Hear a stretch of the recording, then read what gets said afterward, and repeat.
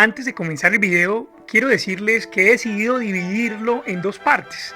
Este video es la primera parte a un homenaje que hago de la obra de José Eustacio Rivera, La Vorágine. En esta primera parte encontrarán una interpretación, una especie de lectura filosófica a la obra de La Vorágine. En el segundo video encontrarán una interpretación de unos fragmentos puntuales. Sin más preámbulos y sin ánimos de extender más el video, con ustedes esta primera parte sobre la lectura, mi lectura de La Vorágine. Muchas gracias por ver. Hola a todos. Bienvenidos a un nuevo video de esta temporada en mi canal. Yo soy Gerson David Cabrera, egresado en filosofía, profesor de filosofía y ética en la educación media en bachillerato en Colombia, y tengo este programa llamado FiloBios, en el que me propongo reflexionar atentamente, detalladamente, examinar con cuidado y atención lo que nos pasa en la vida. Una de las cosas que nos pasan en la vida es la lectura. Una de las cosas que nos pasan en la vida es la escritura. Y una de las cosas que nos pasan en la vida es que conocemos una herencia literaria en la que escuchamos con frecuencia, que dice muchas cosas muy importantes. A veces hay un pasado literario que goza de una gran reputación, pero que desconocemos. Este video tiene como propósito divulgar a través de mis herramientas personales, domésticas y privadas, en las que he desarrollado una técnica de lectura, las principales razones por las cuales hay que hacernos cargo de esta herencia cultural, en específico este video, una herencia literaria. En otras palabras, como colombianos hemos recibido en este 2024 y pues en el siglo XXI un pasado que quizás no conocemos con detalle. Quizás ese es nuestro principal punto en común, la ignorancia de la herencia cultural del pasado. En otras ocasiones, y desde el sector de la educación, me encuentro con un dilema, o mejor, no un dilema, con un desafío, y es que la educación debe entrenar, desarrollar o cultivar en los estudiantes el hábito de exigirse a sí mismos estar a la altura de la herencia cultural. Nosotros como colombianos tenemos una herencia cultural y debemos saber qué hacer con ella.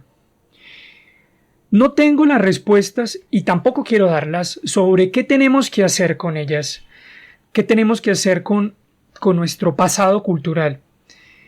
Pero sí estoy seguro que debemos conocerlo y debemos estar a la altura de nuestro pasado cultural. De manera que este video tiene como principal propósito divulgar las razones por las cuales hay que conocer nuestro pasado literario. Y para comenzar directamente, quiero mostrarles a ustedes la principal idea de este video. Hablaré sobre La Vorágine del escritor José Eustacio Rivera. Voy a dividir este video en dos partes. La primera parte es que haré un comentario literario filosófico, reflexivo sobre los aspectos que he encontrado en la obra, y en una segunda parte he seleccionado unos fragmentos fundamentales que quiero compartir ante ustedes, y que pues he preparado unos apuntes que espero sean de su provecho, sean que los pongo al servicio de ustedes para que podamos conversar, para que podamos discutir sobre esta lectura. Para quien no se haya enterado, el 2024 es el año del homenaje a esta obra, pues cumple 100 años de su publicación. Por tanto, este video es mi humilde homenaje a una obra que, desde mi perspectiva, representa una herencia monumental de nuestra cultura colombiana y que como mínimo debemos tener el conocimiento de la obra. De manera que comenzaré leyendo y exponiendo mis principales comentarios o ideas reflexivas de la obra. Por supuesto que haré un comentario, un resumen en 2 palabras de qué se trata la obra y por qué no lo voy a hacer como una principal actividad o como un principal punto de este video. Porque la literatura tiene algo muy bonito y es que no es posible estropear, arruinar, dañar la experiencia de la lectura de un libro aunque yo se la cuente de forma completa. Y esto tiene una razón y es que es intransferible, no se puede transferir, no les puedo pasar la experiencia mía, personal, doméstica y privada que tuve en la lectura de La Vorágine. Ningún lector puede hacerlo. Es imposible. Cosa contrario que pasa con las películas, que no sé si se pueda transferir la experiencia, pero existe un término que es spoiler, un anglicismo, y este término hace referencia a las pistas, ¿sí? Los adelantos que pueden estropear el desarrollo argumentativo de la obra y que pues nos deja sin ninguna expectativa y por tanto el espectador pierde interés en verla porque pues la imagen exige que tengamos esa atención, esa expectativa. Por el contrario, el libro, a pesar de que yo se lo cuente, esa cinematografía, esa plasticidad que se conforma en su cabeza, en esa imaginación, es única. Es única. Entonces, por eso no está dentro de mi guión hacer un resumen del argumento. Simplemente diré que corresponde a un escape de 2 personajes, de Alicia, una muchacha. Los estudios literarios que pueden ustedes encontrar por expertos literarios, yo no soy un experto literario, pueden encontrar ustedes en YouTube. El Banco de la República tiene grandes videos al respecto porque este año es el homenaje y no se sabe cuántos años tiene la protagonista, ¿no? Se calcula que es menor de edad, ¿no? Entonces por eso digo muchacha. Pero bueno, en términos narrativos quiero señalar que esta muchacha le fue designado culturalmente como le ha correspondido a la mujer un marido, ¿no? Este es una época en donde la mujer debe acatar, ¿cierto? Debe acatar la norma familiar. Entonces esta muchacha se ve envuelta en esta cultura, en esta herencia cultural en la que debe aceptar un matrimonio que no desea y para desgracia de su familia y para desgracia de las convenciones sociales y para fortuna de su propia libertad, se enamora de un poeta. Se enamora de un poeta que además es pobre, que no puede prometer lo que el terrateniente le promete y que se llama Coa, ¿no? Alejandro Coa, si no estoy mal. Imagínense, se me olvidó el nombre del poeta, ¿sí? Que creo que sí es Arturo Coa, perdón, Arturo Coa. Entonces, en este enamoramiento, pues, logran escaparse y huir a los llanos orientales, que por cierto es mi tierra natal, los llanos orientales. Y en esta huida comienza una serie de infortunios, de desafíos, de un destino trágico en el que se secuestra a Alicia y en ese secuestro también empieza toda una odisea por encontrarla, de manera que pues más o menos de esto trata. Una de las referencias más famosas de La Vorágine es las condiciones materiales del trabajo que ocurre en medio y en el corazón de la selva, que es la explotación del caucho. Pero no voy a tocar ese tema por ahora.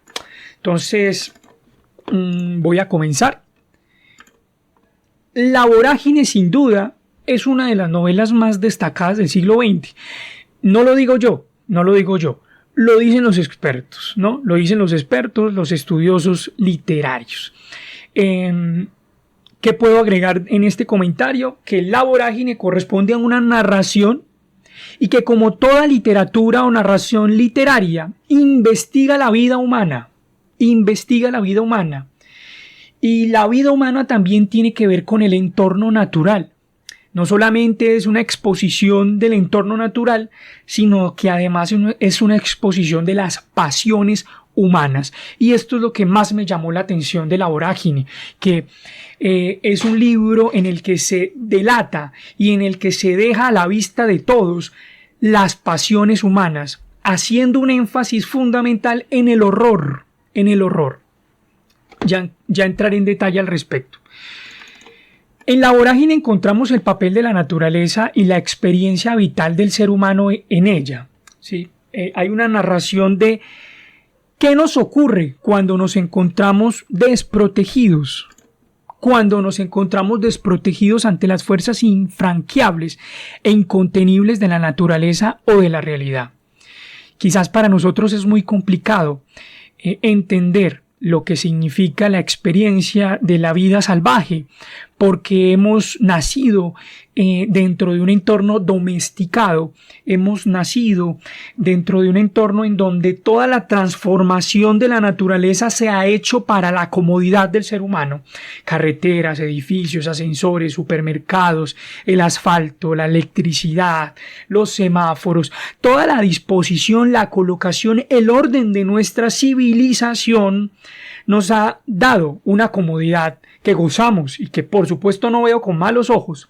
Tiene un costo muy alto a nivel ecológico y es muy bueno que se estén dando esos debates, pero sin embargo esa comodidad nos hace acostumbrarnos a esa vida, a esa naturaleza domesticada, ¿sí? A esa naturaleza domesticada.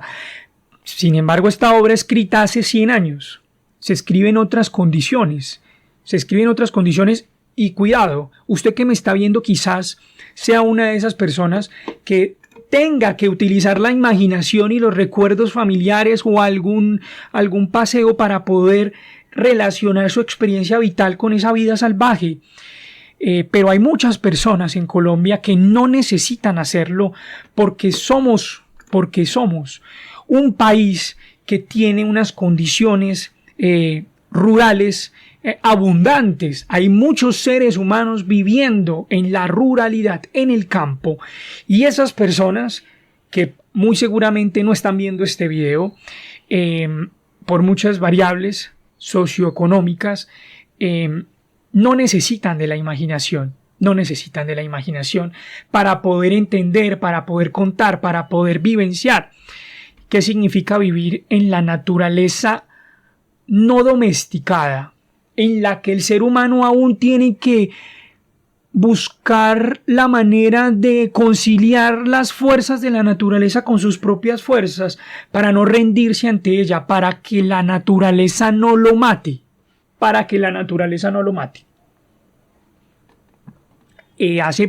Hace un tiempo, ¿no? Supimos la trágica historia de una avioneta que cae con una serie de personas, y en esa avioneta habían unos niños que sobrevivieron a ese accidente fatal y en el que se volvió una noticia nacional, el milagro, ¿sí? El acontecimiento de la supervivencia de unos niños en la selva, ¿no? Entonces creo yo que esto es un buen ejemplo de que hay personas que no necesitan que se les cuente qué significa vivir en la selva, ¿no?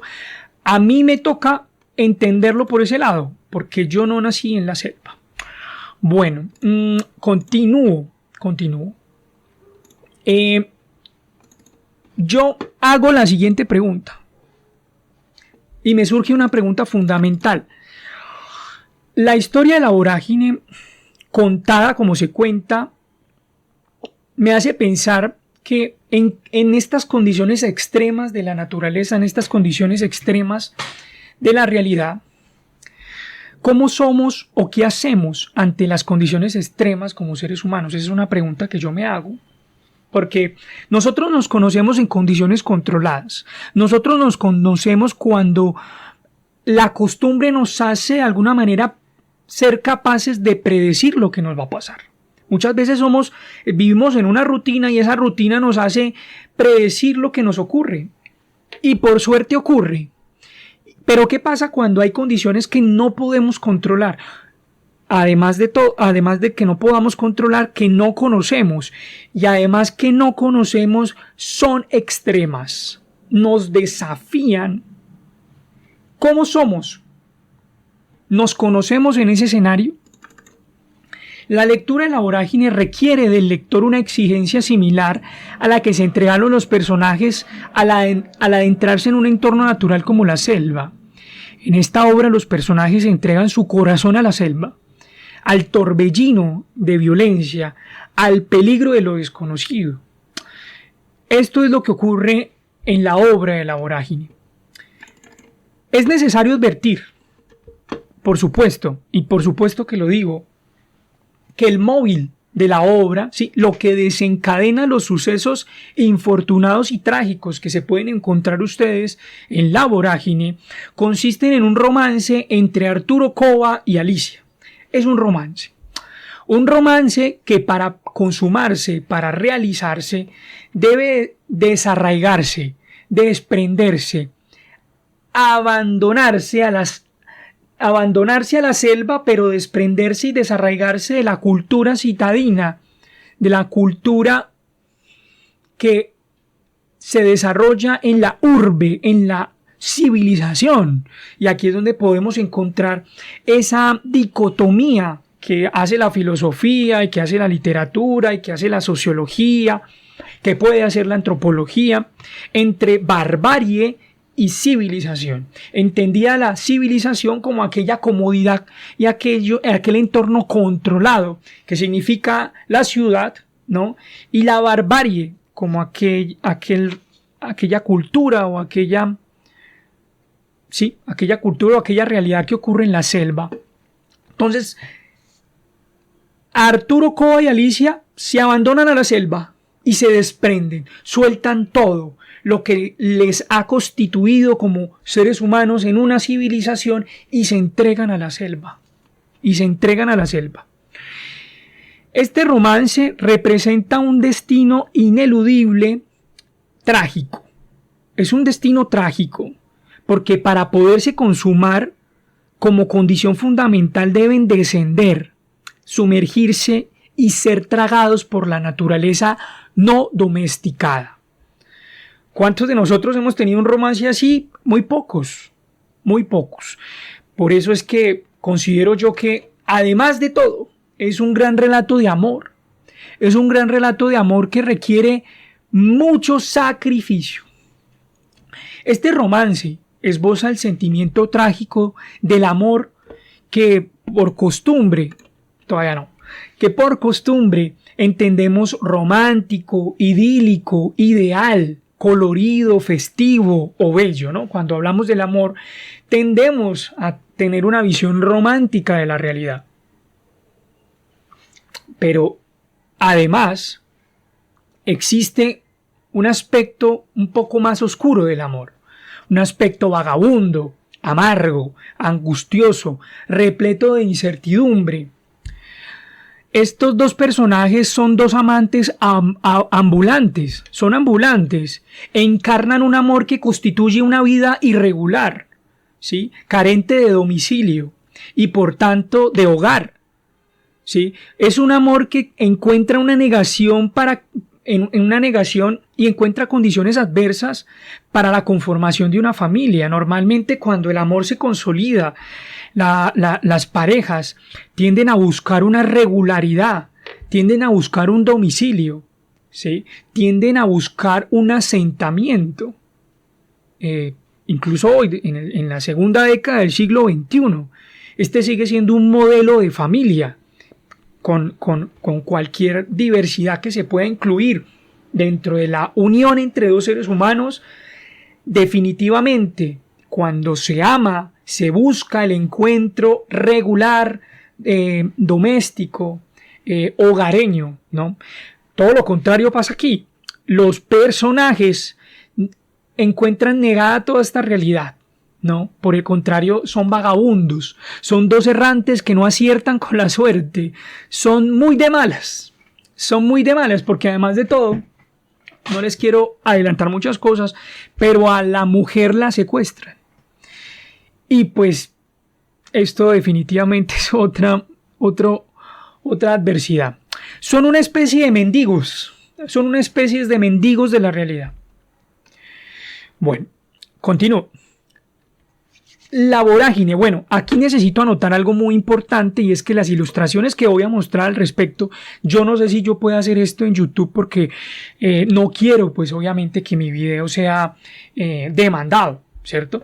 Pero entonces le voy a dar los créditos que corresponden.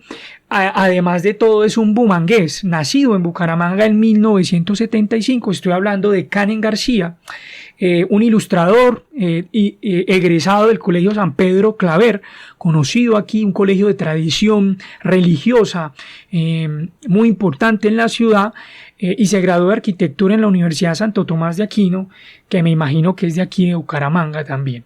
Y él tiene unas ilustraciones que me parecieron muy bonitas y se encuentran en el portal del Libro Total, que es un proyecto que conglomera una gran cantidad de fuentes bibliográficas, artísticas, musicales, ilustrativas, literarias, de la cultura universal, no solo de la cultura bumanguesa. Entonces vamos a aprovechar, digamos, la riqueza cultural en todos los sentidos en este canal, ¿no? Entonces me voy a servir de algunas imágenes de este señor, de Canen García, para poder llevar a cabo mi exposición, ¿no? Que no se me vaya a juzgar aprovechándome del arte de los demás. Con justicia, por supuesto, con justicia. Bueno, lo que quiero decir es que uno podría pensar que todo lo que estoy contando, todo lo que estoy comentando, es de una postura pesimista, corresponde a una postura nihilista, incluso estamos hablando quizás que José Eustacio Rivera era una persona que veía de forma fatídica, fatal, la existencia humana, ¿no? Pero pues yo pienso que hay que considerar este aspecto con más detalle. Podríamos pensar que José Eustacio Rivera invita a rendirse y a entregarse completamente a las fuerzas externas de la realidad, ¿cierto? No hay nada que hacer. La naturaleza es tal y como es y no tengo oportunidad de acción. La única cosa que puedo hacer es rendirme. Uno podría pensar que el autor escribió una novela pesimista. ¿Es la vorágine fruto de un hombre desilusionado de la voluntad humana? El poeta Alejandro Cova, como personaje principal, nos muestra que ante la realidad, que ante la naturaleza, que ante la selva y el paisaje que tenemos enfrente, debemos luchar. Hay que resistirse al sometimiento de las fuerzas externas. Hay que luchar. Hay que despertar del encanto que supone pensar que la vida es una experiencia que no implica dolor y esfuerzo. Esto lo dije en el anterior video. Vivir exige trabajar, requiere un esfuerzo constante. Entonces, no es una novela que invite al pesimismo, no es una literatura que invite a abandonar la realidad. José Eustacio Rivera en su obra crea un texto que representa la cultura del trabajo. Y no cualquier cultura del trabajo, la cultura del trabajo por dominar la naturaleza. Y esto es fundamental. La literatura tiene esta potencia. Y es reivindicar formas de vivir. Cosa que a veces la filosofía no consigue. Pero esto es otra discusión que pues, a mis colegas no quisiera enemistarme con ellos. Pero la literatura en definitiva tiene la potencia de defender actitudes fundamentales en la existencia. Hay que existir en las condiciones o circunstancias que nos tocaron, cueste lo que cueste. Cueste lo que cueste. El autor, mediante su escritura, hace de la selva y de la naturaleza algo menos extraño, distinto e indomable. No es un pesimista.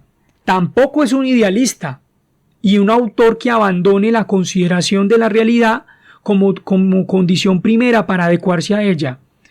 No es una persona que se pierda en las divagaciones, ¿sí?, y consideraciones filosóficas, sino que es un autor que le dice: hey, querido lector, si aquí hay algo que hay que tener en cuenta es a la naturaleza como condición primera, y lo único que puede hacer el ser humano es adecuarse a ella. Hay que resistir, no para negar la realidad, sino para que no acabe con uno, porque la naturaleza en definitiva es indomable. En definitiva es indomable. Bueno, ya voy a terminar esta parte. Uno de los aspectos más referidos y conversados en la obra, ustedes van a encontrar ese comentario en cualquier lugar, porque es un lugar común y no es para menos, no le quita crédito. Es el consumo y la producción de caucho en el corazón de la selva. En el centro de la selva encontramos que hay una actividad fundamental y es la explotación de caucho. Entonces, respecto a este tema, quiero referirme a dos cosas y a dos puntos. En una especie de licencia literaria, y no para alejarme de la realidad, sino para justamente acercarme a ella, comprendo que esta descripción gráfica de la explotación de los árboles y la acción de destilar el caucho gota a gota como un efecto del trabajo humano es la manera de representar cómo la humanidad en el corazón de la selva es una especie de residuo, ¿sí? Lo que nos hace humanos apenas es un goteo en la selva. Cuando ustedes encuentren el horror, ¿sí?, las cosas tan horribles que narra este señor en esa explotación cauchera, van a entender que la humanidad escasea, la dignidad humana escasea, es escasa. La dignidad humana, que constituye la única posibilidad de ser para el ser humano, la única, se encuentra sometida en el corazón de la selva por un capataz, por un terrateniente. La dignidad humana se encuentra herida por violentos, carcomida por los mosquitos, la peste, la fiebre, la ambición y un aspecto fundamental, la discordia. El amor, la esperanza, la vida encuentran un contrario que se antepone a cualquier posibilidad. ¿Cuáles son esos contrarios que desafían a la existencia en el corazón de la selva? El odio, la angustia, la desesperación, la muerte, el suicidio, el salto al vacío en la selva son las condiciones de la existencia humana en esta novela. La selva y sus habitantes se encuentran enfermos. Esto es algo que está a la vista de todos. La condición del cauchero, veamos alguna imagen, si es posible aquí encontrarla, de los caucheros. A ver, no hice ese. Pues es que la que más esta me parece que es una muy buena, ¿cierto?, representación, porque aquí hay una escena puntual. Yo espero que sí, yo creo que sí es referido, ¿cierto? Es la condición del avaro, ¿no? El cauchero es un avaro, ¿sí? Es un desesperanzado que se tortura con un sufrimiento diario, porque trabaja diariamente como el esmeraldero, básicamente, ¿no? El sacrificio, la entrega absoluta por encontrar una pepita que le cambie la vida, ¿sí? Un sufrimiento diario que se alimenta de una esperanza a gotas, como todo en esa selva, a gotas. No solamente la dignidad humana, sino la esperanza se da gota a gota, ¿sí? En definitiva, uno de los temas fundamentales en la vorágine es la violencia. Por tanto, es inevitable que yo haga esta pregunta. ¿Qué dice de nosotros como colombianos esta violencia que cuenta y expone José Eustacio Rivera? No podría yo contestar de forma definitiva, pero sí es cierto que la vorágine describe lo que somos. La vorágine expone de lo que está hecho este proyecto social llamado Colombia. Y por eso,